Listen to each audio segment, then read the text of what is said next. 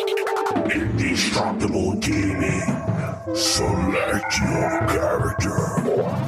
Musket shot. Mr. K. Let the horror begin. Boom! Scary! Frightening! May your soul be devoured. 3, 2, 1.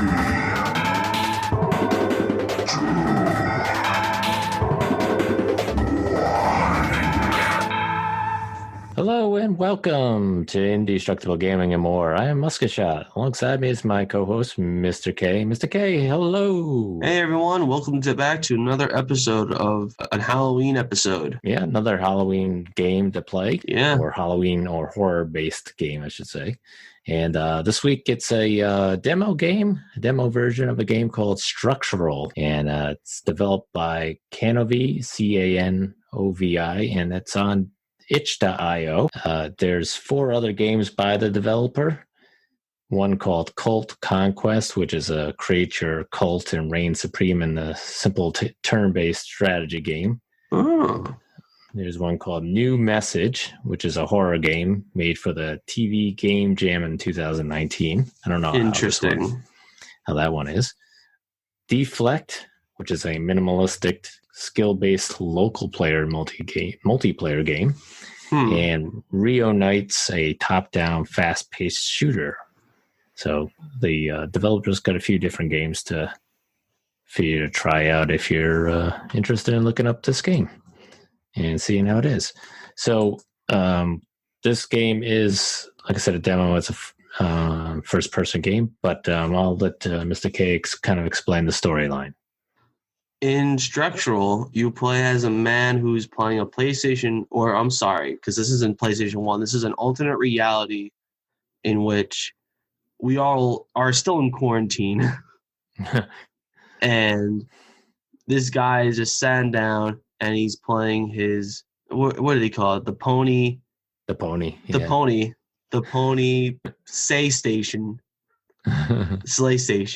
There you go.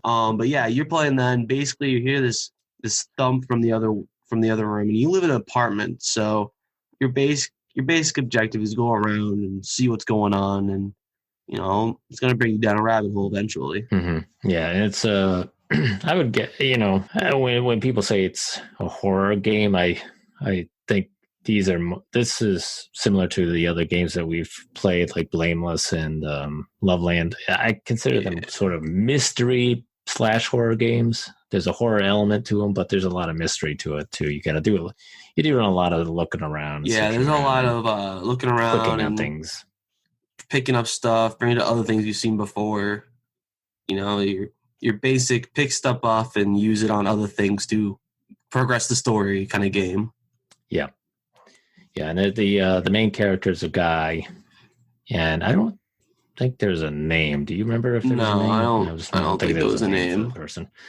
But it's kind of funny because, not so much funny because it is, there's like a quarantine, and all they mention is that there's been mutations happening and stuff like that. So you don't really know exactly what it is that you're being quarantined for, but when you try to like walk around and leave, like try to go into an elevator or something like that, it says you can't leave this floor. And I'm thinking, oh my God, is this character supposed to be just like stuck on this floor? This floor? Yeah, that'd be terrible. Oh my God, I'd be out of my mind. But in the apartment and the hallways and stuff like that, they're not that great looking, are they? They're pretty beat up looking. So I don't know where this person is supposed to live, if it's a city or a suburb, or I'm not sure, to be honest with you. Can't sort of really tell. You do get to see what you look like. Yeah, you do look into a mirror. Yeah. At one point in the game, and you do see yourself, which is really cool for an indie game like this to do. Yeah. And I think that the other thing that was kind of cool is at one point when you go to leave your apartment the first time, it tells you got to wear a mask because you're going to go to the neighbor where this thumping sound or banging sound is coming from.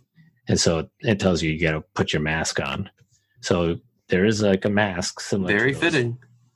blue medical type masks, and you put it on. And if at some point you go back later on to the mirror, you can actually see yourself with that mask on, which is kind of funny. That's pretty funny. I thought that was kind of weird. But yeah, it's kind of scary that it's a quarantine based game, and we're playing this in at a time where we're still dealing with this. But the graphics are what PS1 style. Yeah, I would say PlayStation 1 kind of aesthetics, polygonal graphics. Mm-hmm. Pretty simplistic, but also very I would say eye grabbing. Yeah. It really grabs the eyes because it's very simple and yet can be very grungy looking and yet very pretty looking at times. Yeah. Yeah, I guess one of the things with PS1 style graphics, there's a lot more like sort of like square or kind of cut type look to it. Is that how you would describe it? Yeah, I'd probably describe it like that. Because I mean, it's not like the person's face is smooth. There's sort of like there's like edges and there's a long like chisel look to it. Yeah. Like I said, it gives that polygonal kind of look where the face doesn't look exactly smooth. It doesn't look like a face. Mm-hmm. It kind of looks like it looks like a face, but right. There's like almost like a line in the middle of what's supposed to be the nose, and then it kind of looks like it's slanted down from there. Yeah. Yeah. Right. That's your classic PlayStation kind of look for a person. Yeah. Yeah, especially PS1 style. Oh, yeah. Yeah. Yeah, there's different things you can look at and pick up in the game. Not a lot in this version, this demo version, but there is stuff you can grab. You could put it in there's stuff that you could put into your inventory and use from your inventory. The areas to explore are sort of limited. You're kind of limited to the floor that you're on. Like I said, the game is very straightforward. Yeah. It will, you gotta look around and pick stuff up, but you're basically in the same area pretty much the whole time. Mm-hmm. And once you figure out one thing to do, it kind of brings you into the next area. Yeah. One of the things that was kind of funny too was that certain times you could walk through objects, and I thought that was kind of, I don't know. I don't know if that was done intentionally. Unintentional, yeah. Yeah, I think that was done. That wasn't done intentionally. I think it was just a kind of a glitch type of thing. But either you could walk through things at times, or sometimes kind of get yourself stuck behind things and have to kind of get yourself out of it. But those are the types of things sometimes with games that are created like this in an itch and Game Jolt. Sometimes there's a lot of things that they're still working out the bugs on. So the more people play it and more people comment on the games, and that sort of helps them sort of fix any of the bugs and kind of that's why we're clean here. out the game. Yeah, to help them out and hopefully have them work on it and make it better. Yeah, and one of the things I thought was kind of different was it's one of those games where there's choices you can make. Yeah. So, but like to move, like there's a jade statue in one of the rooms and you got to move it, and it'll ask you, do you want to move it? Yes or no. It's not like you can just go and push it. You have to go yes, and it moves. So it's kind of like the original Resident Evil, where in order to do things, they physically ask you if you want to do them. So like you said, you want to move the statue, because I remember that's one of the first things you do in Resident Evil is move a statue. I remember that. I don't remember it, to be honest with you, but that's funny that you said that. It's kind of like Resident Evil. I never thought about it like that until now, but it kind of reminds you of it because, like I said, it gives you that option. It gives you a bunch of options for either, you got ammunition? You want to take it? Yeah? No? It's kind of like those kinds of questions. Yeah. So I never really thought about that until now. So that's kind of cool. Yeah. And there's a little bit of work to try to get to certain areas within the game. We don't want to give away what it is, but you can certainly find it on, I think there's YouTube videos of people playing this game. So they kind of give you some hints, but there's more to than what you see, really. Basically, I guess is what I'm saying is you have to use certain objects to get to certain other areas. So, so it is a little bit of a puzzle game too, to sort of figure out how to do those other things to get beyond where you are. Now, was there a soundtrack? I couldn't remember.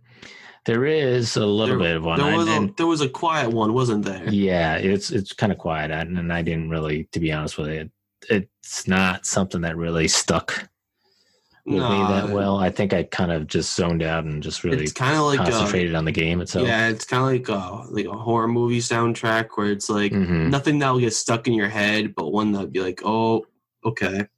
Yeah. There's certain parts of the game that are, pretty dark. And again, with the PS1 style graphics, it's, sometimes it's tough to tell what you're going towards or what might be around the bend and stuff like that. So it's kind of adds to the scariness of the game. Color was pretty good. I like the colors and stuff like that they used. And I thought it was funny that they, he threw it in the PS1 gameplay at the beginning. It just jumps right into that when the game starts. Just jumps right into you playing a video game on your TV. Yeah, it's pretty cool. I like when games do that. I like when they throw you in. Yeah. Yeah, so you don't really know what's going on around you. There's obviously, as the game develops in this demo and as the developer makes more of this game, there'll probably be more to discover and sort of understand what is happening around you and why you're being quarantined with all these other people at their homes and apartments and whatever. But it's it's an interesting concept, and especially right now what we're going through, it's kind of hits home a little bit more. Definitely feels tough to deal with sometimes, but yeah, it's an interesting game.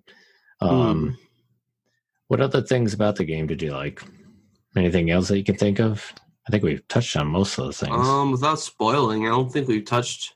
I think we touched everything pretty much. Yeah. I think all we have to do left is just give it our final review. Yeah. Okay. Yeah, and we did mention that it was first person, and it's just basic, your typical movements and stuff like that for controlling the character. But yeah, what would you say your final review would be on this game? I feel like Structural was very. It kind of felt the same as other first-person horror games. Mm-hmm. But as for idea-wise, I thought this was very unique because, yeah, a lot of people are homing in on the quarantine kind of aesthetic now. Mm-hmm. So they hit home, like you said. But this one takes it with a different twist. Mm-hmm. And I appreciate what they do with that. And they try to make it kind of like a chiller movie game in a way. Mm-hmm. The music was, I think it fitted pretty well.